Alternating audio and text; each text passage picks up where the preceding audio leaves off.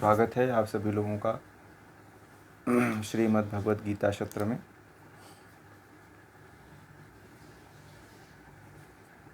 कर्मयोग का विषय चल रहा था और मन और इंद्रियों को रोक करके कैसे आगे हमें बढ़ना है और किस तरह से हमें अपने जीवन में इसका प्रयोग करना है, ये सारी बातें कल बहुत ही गहराई से हुई थी। तो आज हम लोग जो है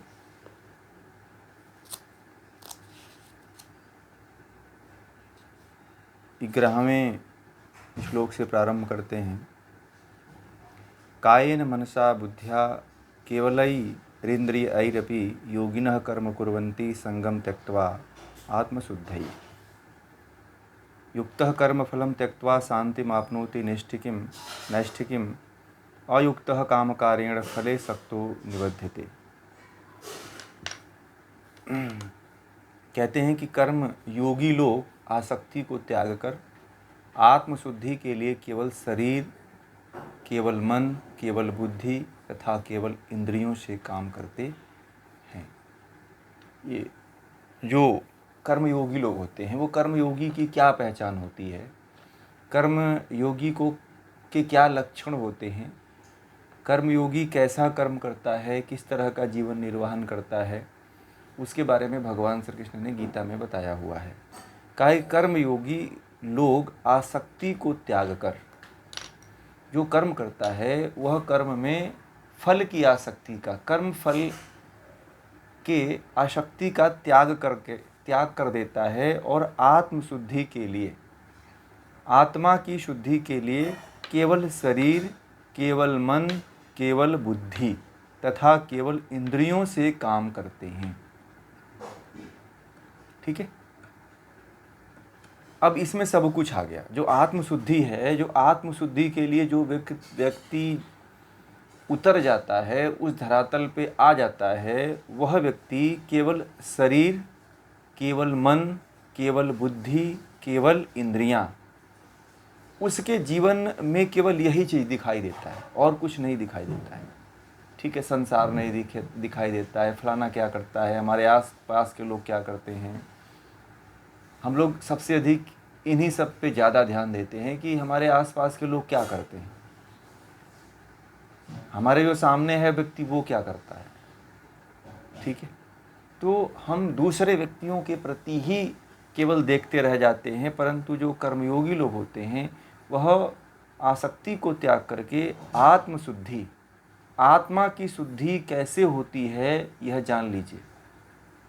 आत्मा की शुद्धि शरीर, मन, बुद्धि और इंद्रियों से, शरीर, मन, बुद्धि और इंद्रियों से व्यक्ति जागते हुए जब काम लेने लगता है तो वही व्यक्ति आत्मा की शुद्धि कर पाता है। ठीक है, आत्मा की शुद्धि सभी लोग नहीं कर पाते हैं और हम में ऐसे बहुत से लोग हैं जो न शरीर से काम लेते हैं सही तरीके से, न मन से सही तरीके से काम लेते हैं, न इंद्रियों से लेते हैं, न बुद्धि से लेते हैं। वो जीवन जैसे चल रहा है वैसे ही चलने देते हैं। जीवन से कुछ विशेष लेना देना नहीं होता है, बस जीवन को काट रहे होते हैं। ठीक है, जीवन को काटने वाले लोग बहुत हैं। किसी से फ़ोन करिए और पूछिए कि क्या हालचाल आपकी है, तो लोग यही जवाब देते हैं कि बस जीवन कट रहा है। ठीक है, कहते हैं कि नहीं कहते? कहें ना, किसी से हाल चाल पूछिए तो लोग ये कहते हैं बस जीवन कट रहा है जी। मतलब कि एक भार बनकर के जीवन को मत जिए। जो काटने वाला व्यक्ति है, इसका मतलब कि अब वो जीवन से तंग आ चुका है, जीवन से परेशान हो चुका है और वह यह कह रहा है और यह कहता है कि बस जीवन कट रहा है। इस तरह का भाव और इस तरह का विचार जिस व्यक्ति के अंदर आ जाता है वह व्यक्ति कभी आत्मा की शुद्धि नहीं कर पाता है। अपने जीवन में यह हीन भावना कभी नहीं लाना चाहिए। और आपके भीतर जो है विचार इंद्रियों पे होना चाहिए, मन पे होना चाहिए, बुद्धि पे होना चाहिए, आत्मा के बारे में चिंतन होना चाहिए। मैं बार बार यह कहता हूँ कि अब अपने जीवन में बात आप लोग करिए तो बात भी जो है ना, अब मन, बुद्धि, अहंकार, चित्त, इंद्रियां, इनकी बात होनी चाहिए। हमने लोगों की, संसार की तो बातें बहुत कर ली है। हो गया कि नहीं हो गया?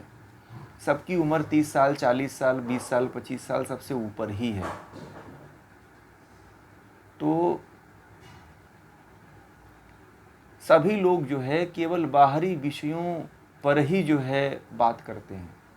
ठीक है, कभी इन विषयों पे कोई बात नहीं करता है। तो जीवन में इन विषयों पे अब बात करना शुरू कर दीजिए। जिधर जाना हो उसके बारे में ही बात किया करिए। जो हमें जानना है उसकी कभी हम जिक्र ही नहीं करते हैं, कभी ख्याल ही नहीं लाते हैं, कभी याद ही नहीं करते हैं, तो कैसे पहुंचेंगे? और कोई कृपा तो होने वाली है नहीं। मैं तो बार बार कहता हूँ, ये भी ध्यान अपने, कोई किसी को यदि मन में ऐसा भ्रांति हो तो इस भ्रांति को अपने निकाल दे। ठीक है, कि जो है कोई कृपा होगी। ठीक है,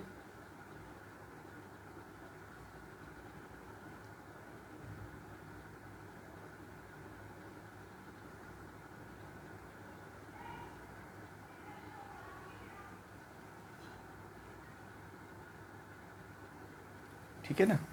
अगला श्लोक है 12वां नंबर। उसका बारे में भगवान श्री कृष्ण कहते हैं,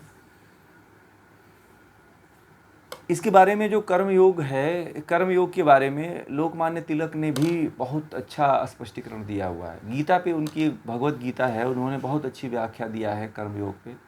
शायद आप लोग पढ़े होंगे, तो लोकमान्य तिलक की गीता भी एक बार पढ़िएगा। उन्होंने भी कर्मयोग के बारे में बहुत अच्छा व्याख्या किया हुआ है।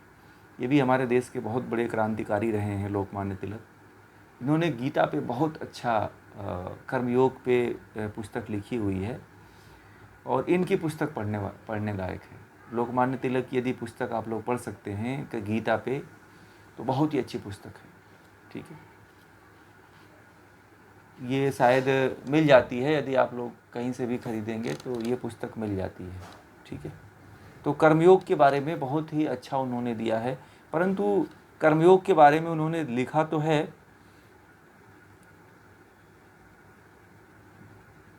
परंतु उसमें हमें आध्यात्म में उतारना, यह प्रयोग करना जरूरी है। उन्होंने जो सिद्धांत दिया है बहुत अच्छा दिया है, बातें जो कही है, उनकी जो व्याख्या है बहुत ही अच्छी है। ठीक है, यदि आप लोग पढ़ेंगे तो आप लोग, जो लोग जिनके अंदर ये इस तरह के एकदम अल्प ज्ञान है, थोड़ा सा बढ़ सकता है। कर्मयोग क्या होता है, कर्मयोग में कैसे जिया जाए, कैसे कर्म किया जाए। आगे कहते हैं कि कर्मयोगी कर्मों के फलों की आसक्ति को त्याग कर नैष्ठिक अर्थात परम शांति को प्राप्त करता है। और कहते हैं कि कर्मयोगी व्यक्ति वही होता है जो कर्मों के फलों की आसक्ति को त्याग देता है। जो कर्मयोगी वही होता है जो कर्मों की आसक्ति को, फलों की आसक्ति को त्याग कर नैष्ठिक अर्थात परम शांति को प्राप्त करता है। ठीक है, जो कर्मयोगी नहीं है वह कर्म तो वह करता है और आसक्ति का त्याग नहीं करता है। इसलिए कहते हैं कि कामना से प्रेरित होकर फल में आसक्त होने के कारण बंधन में फंस जाता है। ठीक है, आप लोगों ने देखा होगा, जो आसक्ति का त्याग नहीं करता है व्यक्ति, वह कर्म के फलों में, बंधन में फंस जाता है। चाहे कितना भी कोई महान व्यक्ति हो, रुपए पैसे वाला व्यक्ति हो, धनाढ्य व्यक्ति हो, वह कर्म तो बड़ा अच्छा करता है। ठीक है, आप लोगों ने देखा होगा कि बहुत से ऐसे सेठ महाजन हैं जो बहुत अच्छे काम करवाते हैं, है ना, दान देते हैं, पूजा पाठ करवाते हैं, यज्ञ करवाते हैं, मंदिर बनवाते हैं, बहुत अच्छे कर्म करते हैं। परंतु क्या होता है कि वो कर्म तो करते हैं, होता क्या है कि फल की इच्छा का त्याग नहीं करते हैं। वो ये कहते हैं कि मैंने एक कहानी पढ़ी थी कि एक सेठ थे, बड़े धनाढ्य थे, तो वह मंदिरों में दान आदि दिया करते थे, नेक कार्य किया करते थे। तो एक बार ऐसा हुआ उनके साथ कि कहीं पे वो किसी ट्रस्ट में दान दिए थे, तो उनका नाम जो है सबसे नीचे आ गया। तो ट्रस्ट वालों से बोले कि इसका लिस्ट बदलवा करके नई लिस्ट बनाओ और मेरा नाम सबसे ऊपर करो, क्योंकि मैंने सबसे अधिक पैसा दान दिया है। ठीक है। तो किसी संत की नज़र पड़ी, किसी को संत को पता चला तो कि जो सेठ हैं उन्होंने तो नई लिस्ट बनवाने के लिए कहा है। उन मंदिरों में तो एक बार पत्थर चुनाई हो जाती है तो फिर तोड़ना पड़ता है, क्योंकि वो पत्थर बनवाना फिर लिखवाना बड़ा मुश्किल होता है। तो एक संत आए, तो संत ने बोला कि आप इतना बड़ा सबसे अधिक दान देते हो और आप फिर भी आसक्ति में, कर्म के बंधन में फंसना चाहते हो। हम तो आपको इस लिस्ट में रखना भी नहीं चाहते थे, जो संत महात्मा थे जो मंदिर में दान आदि दिए थे। तो वो कहते थे कि हम तो आपको मुक्त करना चाहते थे और इस लिस्ट में नाम नहीं रखना चाहते थे, परंतु कुछ लोगों के कहने पे हमने आपका नाम रख दिया।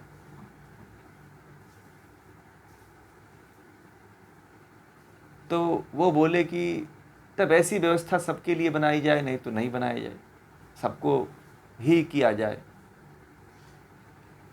तो वहाँ पे उस लिस्ट को हटा दिया गया तोड़ करके, और किसी का नाम नहीं रखा गया वहाँ पे। ठीक है। उस जो संत थे वो पहुँचे और बोले कि नहीं, यहाँ पे अब किसी का नाम नहीं रहेगा, परंतु सहयोग सबका रहेगा। मैं ये नहीं चाहता हूँ कि आप लोगों के अंदर कर्म के फल की आसक्ति बनी रहे। कर्म के फलों की आसक्ति जब तक बनी है तब तक आप बार बार बंधन में पड़ोगे, बार बार जन्म लोगे आप। इसीलिए भगवान श्री कृष्ण कहते हैं कि जो कर्मयोगी होता है ना, वह कर्मों के फल की आसक्ति को त्याग देता है। और जो कर्मों के फल की आसक्ति को त्याग देता है वह नैष्ठिक हो जाता है, मतलब कि परम शांति को प्राप्त कर लेता है। ठीक है। नैष्ठिक का मतलब एक और अर्थ होता है कि निष्ठा वाला, सबसे बड़ा निष्ठा वाला जिसको कहा जाता है परम। और वही व्यक्ति जो कर्मों के फलों को त्याग देता है, शांति उसी को मिलती है। चित्त उसी का शांत रहता है, एकाग्र रहता है, बीपी नहीं होता है, बड़ी बड़ी बीमारियां नहीं होती हैं, बड़े बड़े रोग नहीं होते हैं। और जो व्यक्ति कर्म के फलों की इच्छा रखता है, वही व्यक्ति बड़ी बड़ी समस्याओं से ग्रसित रहता है, दुखित रहता है। इसीलिए कर्म के फल की आसक्ति को त्याग देना ही सबसे उत्तम है। ठीक है। आगे चलते हैं।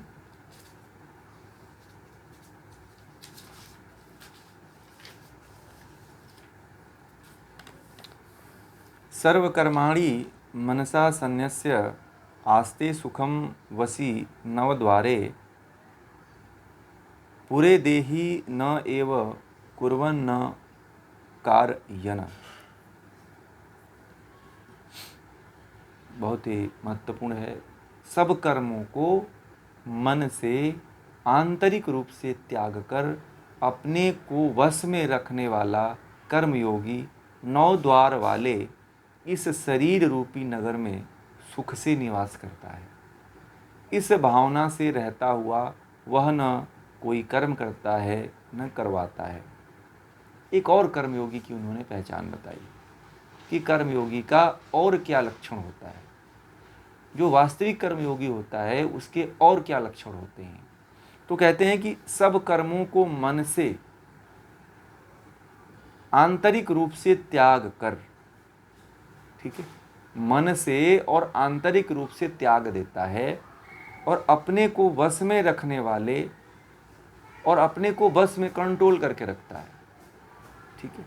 जो असली कर्मयोगी होता है उसका लक्षण यह होता है कि वह सब कर्मों को मन से आंतरिक रूप से त्याग कर, मन से आंतरिक रूप से त्याग कर अपने को वश में रखता है, इंद्रियों को कंट्रोल में रखता है, इंद्रियों के विषयों की तरफ जाने नहीं देता है। और कहते हैं कि वह कर्मयोगी 9 द्वार वाले, 9 द्वार वाला हमारा शरीर है। हमारे शरीर में कितने द्वार हैं? 9 द्वार हैं। 2 आँखें, 2 नाक, 2 कान, कितने हो गए? 6 हो गए ना। एक मुख 7, और गुदा मल त्याग वाला जो स्थान है 8, और जननेंद्रियाँ 9, जिसे हम टॉयलेट आदि करते हैं। तो इस तरह से हमारे शरीर में 9 छिद्र हैं मुख्य रूप से। वैसे तो जो हमारे रोमकूप हैं वो एक तरह से छिद्र ही है, करोड़ों छिद्र हैं हमारे शरीर में, ठीक है। परंतु जो हमारी शरीर है, इस शरीर के मुख्य रूप से 9 छिद्र हैं। कितने हैं? 9 छिद्र हैं। और 9 छिद्र को आपको जानना चाहिए कि हमारे शरीर में 9 छिद्र होते हैं, ठीक है। यह भी आपको ख्याल होना चाहिए कि हमारे शरीर में 9 छिद्र हैं। 9 द्वार वाला शरीर कहा गया इसे। शरीर रूपी नगर में सुख से निवास करता है, इस भावना से रहता हुआ वह न कोई कर्म करता है न करवाता है। तो इसका कहने का मतलब यह है कि जो व्यक्ति कर्मों को कर्मों में जो कर्तापन है, कर्मों का मतलब ये हुआ कि कर्मों में जो कर्तापन है उसको त्याग देता है वो, और त्याग करके जो है मन और इंद्रियों को वश में रखता है, ठीक है। जो व्यक्ति मन और इंद्रियों को वश में रखता है वही व्यक्ति इस 9 द्वार वाली शरीर में सुखी से रह सकता है। और कहते हैं कि जो इस तरह का व्यक्ति होता है वही सच्चा कर्मयोगी होता है। कुल मिलाकर के बात यहीं पे आके अटकती है कि हमें इंद्रियों और इंद्रियों के विषयों को और मन को क्या करना चाहिए? एकाग्रचित करना चाहिए, रोकना चाहिए।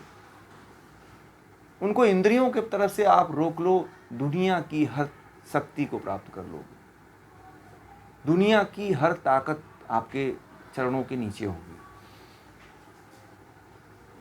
और आप सच्चे मायने में कर्मयोगी हो जाओगे। कर्मयोगी के लक्षण आपके अंदर दृष्टिगोचर होने लगेगा, दिखने लगेगा, ठीक है। बहुत लोगों के जीवन में कर्मयोग करते हैं परंतु दिखता नहीं है। क्यों नहीं दिखता है?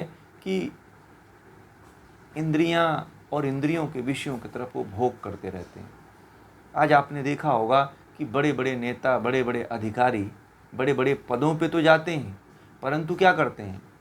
इंद्रियों और इंद्रियों के विषयों के और मन से भोग करते रहते हैं, इसीलिए वो योगी नहीं बन पाते।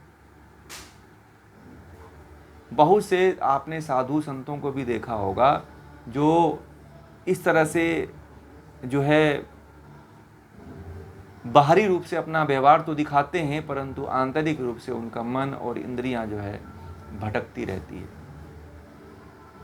तो इसीलिए वह कर्मयोगी नहीं बन पाते हैं, और हम लोगों के जीवन में भी यही है। तो आज का प्रयोग हमारा यही है कि हमें जो है दिखावा नहीं करना है। इंद्रियों को और इंद्रियों के विषयों को और मन को किसी भी परिस्थिति में पहुंच जाएं, हम बड़े से बड़े पद पे पहुंच जाएं, रोकने का प्रयास करेंगे, ठीक है। और ऐसा नहीं होगा कि इंद्रियां और इंद्रियों के विषय बिना रोके हुए रुक जाए, यह भ्रम अपने अंदर मत पालिएगा, ठीक है। बात समझ में आ गई? इंद्रियों और इंद्रियों के विषयों को रोकने के लिए खुद प्रयास करना पड़ेगा। ऐसा कभी नहीं होता है कि यह स्वतः ही रुक जाती हैं, ऐसा नहीं होता है। और इसके रुकने के लिए बार बार जो है आपको ज्ञान की शरण में रहना पड़ता है, बार बार ज्ञान की ज्योति आपके अंदर जलाए रखना पड़ता है। इसीलिए हर व्यक्ति को सत्संगति नहीं छोड़नी चाहिए। सत्संगति का मतलब होता है अच्छी संगति, जिससे हमको ज्ञान मिले। ठीक है, यह संगति किसी तरह से पकड़ के रखनी चाहिए, छोड़नी नहीं चाहिए। आप देखिएगा, आप संगति में नहीं रहते हो तो कितने बुरे कर्म कर दिए होंगे आपको नहीं पता होगा, और संगति में रहने के बाद आप बहुत से ऐसे बुरे कर्म करने से बच गए होंगे। आप लोग 1-2 महीने से 1.5 महीने से गीता पढ़ रहे हो, जब से आप लोग गीता पढ़ रहे हो तब से बहुत से ऐसे कर्म हैं जिन कर्मों से आप बच गए होंगे। ठीक है,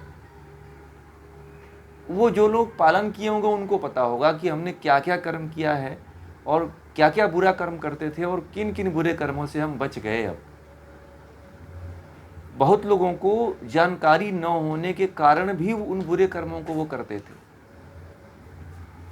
ठीक है, परंतु गीता पढ़ने के बाद बहुत से ऐसे लोग हैं जिन्होंने अपने जीवन को बदल लिया।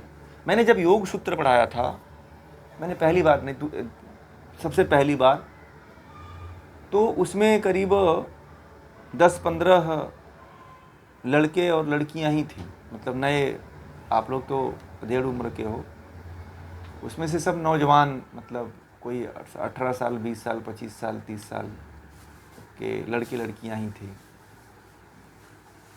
तो उनमें इतना बड़ा बदलाव आया कि उनकी इतनी बुरी आदतें थीं कि आपको मैं बता नहीं सकता हूँ। उन्होंने हमें बताया था कि मेरे अंदर, लड़कियों के अंदर, लड़कों के अंदर भी बहुत बुरी बुरी आदतें थीं, और लड़कियों के अंदर जब मैंने वो बुराइयां सुनी तो मैं आश्चर्यचकित हो गया। परंतु जब उन्होंने योग दर्शन जब पढ़ा पहली बार, तो उनके अंदर बहुत बड़ा परिवर्तन हुआ, देखने को मिला मुझे।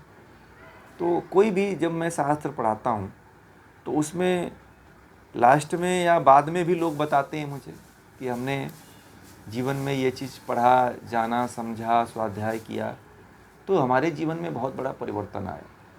तो जब उनको हमने बताया था तो करीब वो ऐसे ऐसे बुरी लतों से फंसे हुए थे कि अपने जीवन को, बोले कि मैं अपने जीवन को नरक में जाने से, पाप में जाने से मैंने बचा लिया अपने आप को।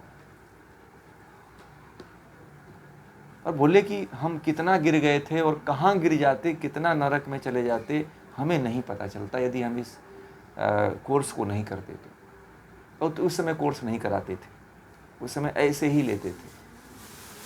ठीक है, जैसे 8-10 लोग हो जाते थे तो बिना रिकॉर्डिंग की, बिना किसी कोर्स के उनको ऐसे ही करवाता था।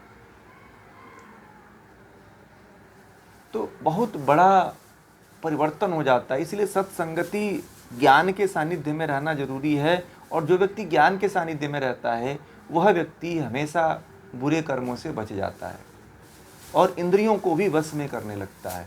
जो लड़के बहुत क्रोध किया करते थे और क्रोध करके अपने माँ बाप को भी गाली दिया करते थे, वह भी सुधर गए।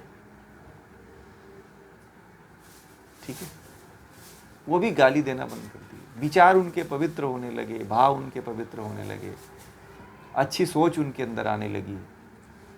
तो मैं इसीलिए चाहता हूँ कि यह ज्ञान जो है ज़्यादा से ज़्यादा लोगों तक पहुँचे, और मैं आप लोगों से भी कहूँगा कि आप लोग भी इस ज्ञान को ज़्यादा से ज़्यादा तक लोगों तक पहुँचाओ, और ज़्यादा से ज़्यादा लोगों को जोड़ो भी इसमें। जैसे गीता का सत्र चल रहा है, और भी कई हमारे सत्र चलते रहते हैं, तो इन सत्रों में आप लोग जोड़ा करिए लोगों को। ठीक है, जोड़ा करिए, क्योंकि उनका भला होगा। ठीक है, भला होगा तो जीवन में अपने आप को सही रास्ते पे लेके जाएंगे। ठीक है, दुनिया में तो आप जा रहे हो, तो जिस रास्ते पे जा रहे हो उस रास्ते पे तो आप बर्बाद ही हो रहे हो ना। तो बर्बाद होने से अच्छा है कि हम सही रास्ते पे आएं, किसी को सही रास्ता दिखा दें, ये बहुत बड़ा पुण्य होता है। तो यही कहा है भगवान श्री कृष्ण ने कि इंद्रियों को वश में करो। कुल मिलाकर के इंद्रिय और मन को वश में रखा करिए। अगले श्लोक में कह रहे हैं जी,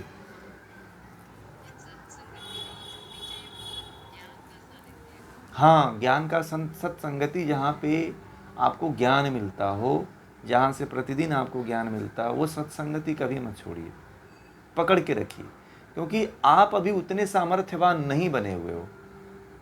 ठीक है, कि आप जैसे ही ज्ञान से आप हटते हो, आपके अंदर वह विचार भाव तुरंत पनपने लगते हैं, तुरंत आके आपको जकड़ लेते हैं, इसमें आप पहले जीते थे। ठीक है, तो अभी आपको बाती को जो है तेल में डूबे रहना जरूरी है। ठीक है, नहीं तो तेल को आप छोड़ दोगे तो आपकी बाती जल जाएगी। ठीक है, इसीलिए तेल में बाती को डुबा के रखा करो। बाती से निकाल दोगे, बाती को तेल से निकाल देंगे आप लोग, तो बाती जलकर तुरंत नष्ट हो जाती है। इसीलिए जब तक पूर्णता नहीं प्राप्त होती है तब तक आप जुड़े रहिए। पढ़ने और पढ़ाने का ये जो जीवन है, इसको मरते दम तक अपने जीवन में धारण रखिए। ज्ञान लेने की जो सीख है उसको कभी भी कम नहीं होने देना चाहिए, चाहे आप किसी भी उम्र में हो। ठीक है, आप किसी भी अवस्था में हो, किसी भी उम्र में पहुंच गए हो, ज्ञान लेने और ज्ञान देने की जो विधि है, ज्ञान जहाँ से मिलता है उसको कभी मत छोड़ो, पकड़ के रखो जीवन भर। और उसमें आपका कोई नुकसान तो है नहीं, लाभ ही है आपको। आदमी जो है लाखों करोड़ों रुपए लगा करके दवाओं पे जो खर्च करता है, ठीक है, उन दवाओं के 1% भाग से ही हम अपने जीवन को, अगर 1% भी उस धन को लगा दें हम अपने ज्ञान को अर्जित करने में, तो मुझे लगता है कि आप करोड़ों रुपए लगाओ और 1 रुपया लगा दो तो उस दोनों जो है 1 रुपया जो है करोड़ों रुपए के बराबर हो जाता है। ठीक है, इसीलिए सत्संगति हमेशा पकड़ के रखिए। सत्संगति हमें संबल देती है, ठीक है, हमें मजबूती देती है। एक लड़का था, मैं बताऊं अभी आपको, कुछ दिन पहले की बात है, तो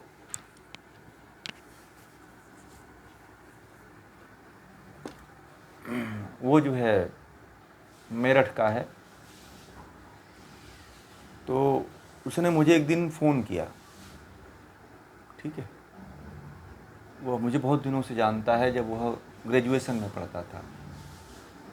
तो ये करीब 2012 की बात है, वो 2012 से मुझे जानता है। तो क्या है कि जब मैं कभी भी बैठता था तो हमारे साथ वह आकर के मेरी बातों को, मेरे साथ रहा हो कुछ दिनों तक, तो आकर के सुनता था। जैसे हम लोग जहाँ रहते थे तो वो सुनता था, और हम लोग चर्चा जब अध्यात्म पे 10-11 बजे रात तक ऐसे हुआ करती थी, तो वह इस बात को सुना करता था, और उसके जीवन में वह बातें बैठ गई। तो मुझे वह जो है 10-12 साल बाद उसने फ़ोन किया मुझे। तो जो बातें वहाँ पे हम बताया करते थे, जिसे आप लोगों को मैं समझा रहा हूँ, वैसे मेरा पहले भी इसी तरह का मतलब मेरा स्वभाव रहा है। मैं जब पढ़ाई भी करता था तो उस समय भी अपने जो दोस्त मित्र थे उनको भी अध्यात्म की बातें ऐसे ही सिखाया करता था मैं, जैसे आप लोगों को बताता हूँ। वो भले से सब्जेक्ट के ज्ञाता हूँ, परंतु उनके सामने भी मेरा यही चलता था। ठीक है, तो वह लड़का एक दिन मुझे फ़ोन किया कि बोला कि मेरे पिता से उसका झगड़ा हो गया था, उसके पिता का। और जानते हैं पश्चिम उत्तर प्रदेश में जब कुछ झगड़े उगड़े होते हैं तो सीधे जो है पिस्टल उठा लेते हैं, तो सीधे गोली मारते हैं, मतलब वो कोई समझौता नहीं करते। ठीक है, वहाँ पे थोड़ा सा कल्चर अलग है। तो वो बोला कि मैं जो है अपने पिताजी को, मतलब कि उसके घर में रखी रहती है लाइसेंसी बंदूक जो है, तो बोला कि बस मैं पिताजी को मारने ही वाला था, तब तक कुछ ऐसे विचार आ गए आपके जो मुझे बताया था। तो उसके बारे में तुरंत सोचा मैं, और मैं जो है बंदूक को नीचे रख दिया, फिर गोली नहीं चलाया। ठीक है, तो मैंने कहा क्या तुम्हारे अंदर विचार आया? तो वह बताने लगा कि जो है आपने एक बार ये कहा था कि कभी भी जो है मैंने एक बात कहा था कि कभी गुरु की, कभी माता पिता की, इनका जो है कभी अपमान या इनकी हत्या नहीं करनी चाहिए, या इनको ये लाख भी हमें कुछ कह देते हैं तो इनके प्रति हमें बुरी भावना नहीं रखना चाहिए। तो उसको ये बातें याद आ गई, पता नहीं कहाँ से, तो बोला कि ये बातें हमको याद आ गई और इसीलिए मैंने आपको फ़ोन किया है। और बाद में जब वह अपने माता पिता से मिला तो माता पिता के प्रति उसका भाव ही नहीं था, उसी का फ्रस्ट्रेशन था। ठीक है,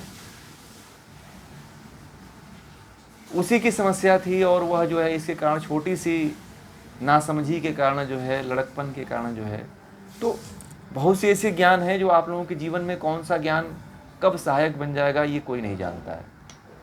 इसलिए सत्संगति में बने रहिए। ठीक है, सत्संगति में एक सुना हुआ विचार आपके जीवन में कौन सी क्रांति कर देगा ये कोई नहीं जानता है। ठीक है, हमें भी नहीं पता होता है। मैंने भी जो बातें बोला था मुझे भी याद नहीं था, परंतु जब उसने ये बातें कहा तो बहुत बाद में मुझे ये बातें, मैंने कहा कि देखो इसके अंदर मुझे नहीं याद है, परंतु मेरी बातें आज तक इसको याद है।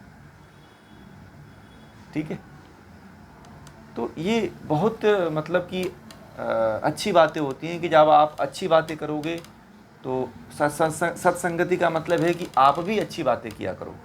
ठीक है, आप भी कहीं बैठे हो तो अच्छी बातें किया करो, तो इससे क्या होगा कि जो सुनने वाले लोग हैं उनके चित्त पे उसका असर कहीं ना कहीं पड़ता है। ठीक है, और जब पड़ता है तो उसका प्रयोग भी करते हैं लोग। ठीक, ऐसे आप लोग भी प्रयोग करिएगा। ठीक है, सत्संगति का प्रयोग अपने जीवन में करिएगा। ये अब आज का प्रयोग मैंने कहा है कि नोट कर लीजिएगा कि हमें सत्संगति का प्रयोग, जो भी हमको ज्ञान मिल रहा है उस ज्ञान का उपयोग हम अपने जीवन में करेंगे। जहाँ पे हम फंसेंगे वहाँ पे इस ज्ञान का उपयोग करेंगे।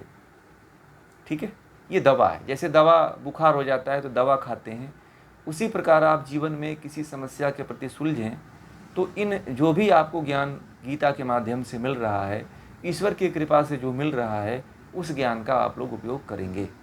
यह आज का प्रयोग है। ठीक है, आगे चलते हैं।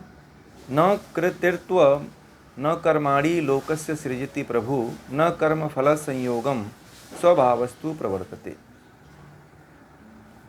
कहते हैं कि हम अपने को कर्ता समझकर कर्म फल का त्याग नहीं करते। करते हैं क्या?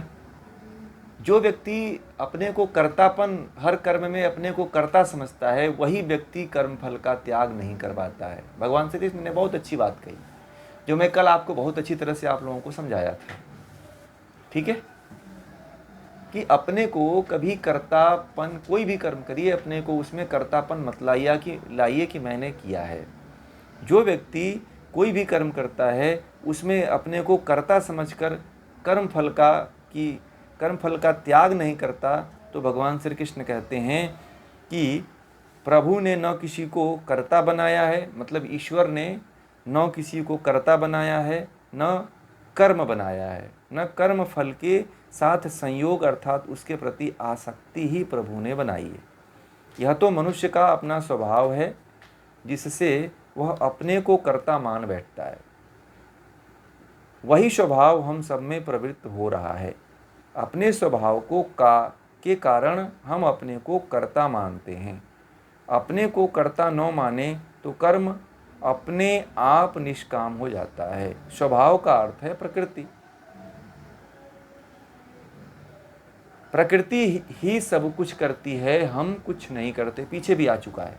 ठीक है, कि हमें जो है इंद्रियों को मान लेना चाहिए कि ये इंद्रियों के विषय कर रहे हैं, हमें कर्तापन उसमें नहीं दिखाना चाहिए। भगवान श्री कृष्ण बार बार, जो मैंने इससे पहले ही मैंने समझा दिया था कि अपने जीवन में कर्तापन का भाव मत लाइए। यदि कर्तापन का भाव जिसके अंदर आ गया, वह कर्म के फलों में उसकी आसक्ति हो जाती है। ठीक है, और जिस व्यक्ति के अंदर फल की आसक्ति हो जाती है, वह व्यक्ति कभी भी जो है कर्मयोगी नहीं हो पाता है, वास्तविक कर्मयोगी नहीं हो पाता है।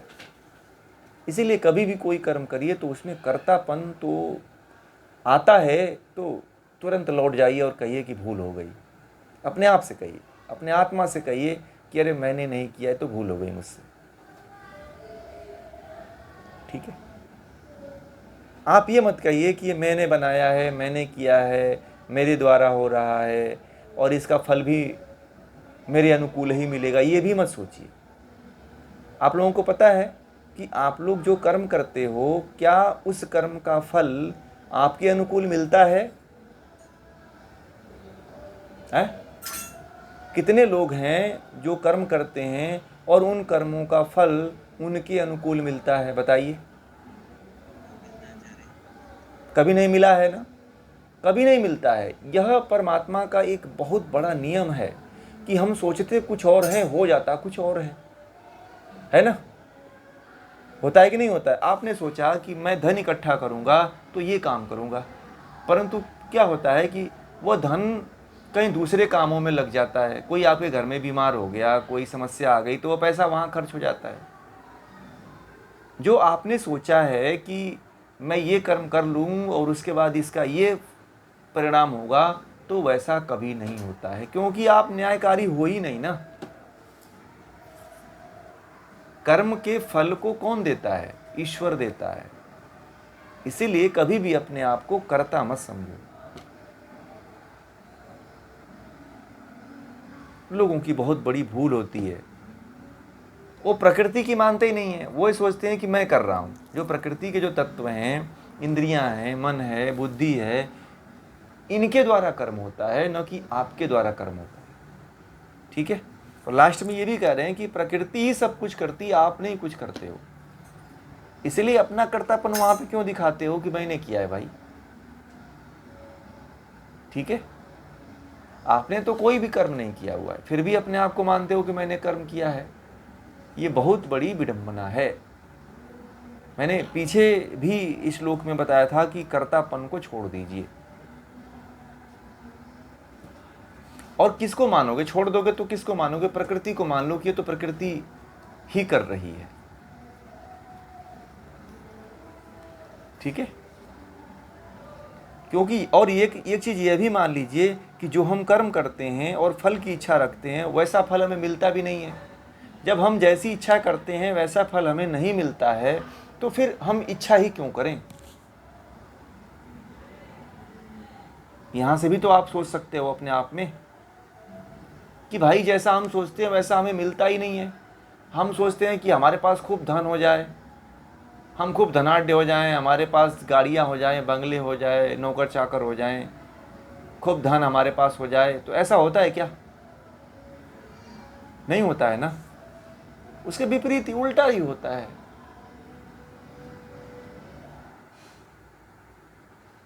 ठीक है, एक बार एक राजा था, तो बड़ा ही जो है आलसी राजा था वो। ठीक है, और मंत्री को अपने बुलाया और कहा कि मैं ये चाहता हूं कि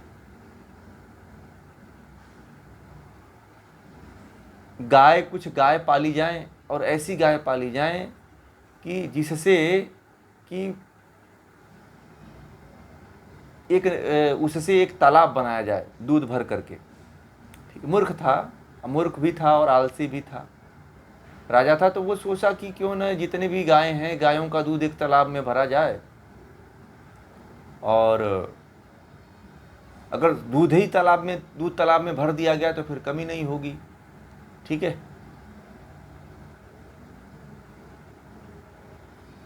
तो मंत्रियों को बुलाया, मंत्रियों से मंत्रणा किया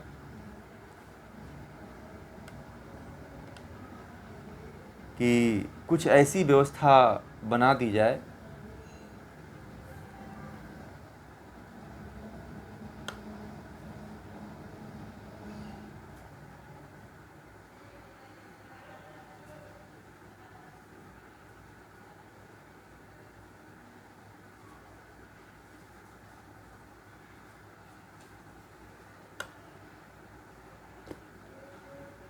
हाँ, जुड़ गया ना।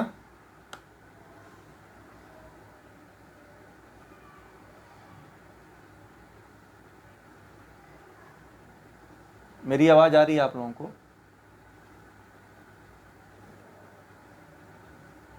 मेरी आवाज़ आ रही है आप लोगों को? आ रही है?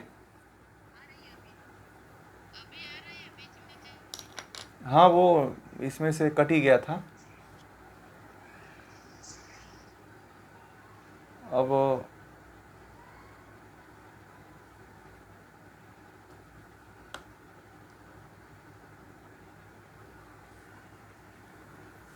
ठीक है,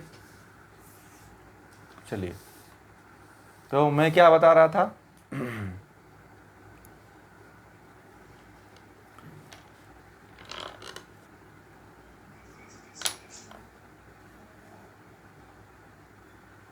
कुछ कहानियाँ बता रहा था कुछ विषय को लेकर के। तो अच्छा, हाँ, मैं ये कह रहा था, क्या बता रहा था अभी?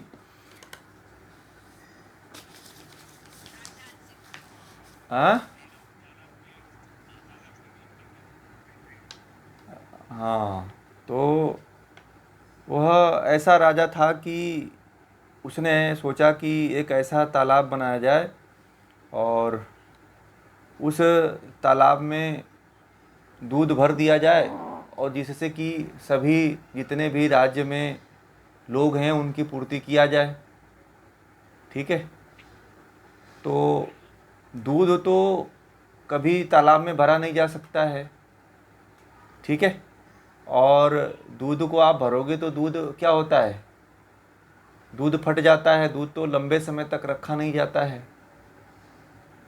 ठीक है, तो इस तरह के जो कर्म हैं, जो लोग इस तरह के कर्म रखते हैं, जो आलसीपन और इस तरह के बारे में जो जिनके अंदर विचार रहता है, वह जीवन में जो है कभी भी जो है कर्मों की फल की जो आसक्ति होती है उनकी कभी मिटती नहीं है। ठीक है, वह कर्म में कभी कर्म से कभी ऊपर नहीं उठ पाते हैं, और उन्हीं में वह लगे रहते हैं, सोचते हैं कि मैं जो है जो कर्म कर रहा हूँ वह जो कर्मों का जो फल है वही सब सफल है। आसक्ति उनकी छूटती नहीं है कर्मों में, और वह हमेशा संसार में लिप्त ही रहते हैं। ठीक है, तो आगे फिर आगे कहते हैं, अब आगे हम चलते हैं, तो आगे कहते हैं कि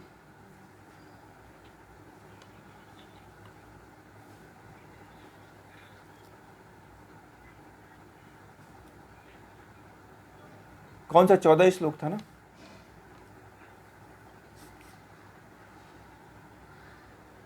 हाँ सॉरी, ठीक है, गड़बड़ हो जाता है व्यवधान आने के बाद जो है। तो मतलब कि जो प्रकृति ही सब कुछ करती है, हम कुछ नहीं करते हैं, यह भाव अपने अंदर बनाए रखिएगा। और एक और श्लोक ले लेते हैं, अभी समय आप लोगों का भी शायद चला गया है तो रहने देते हैं आज इतना ही। ठीक है, आज 14 तक ही रहने देते हैं। ठीक है।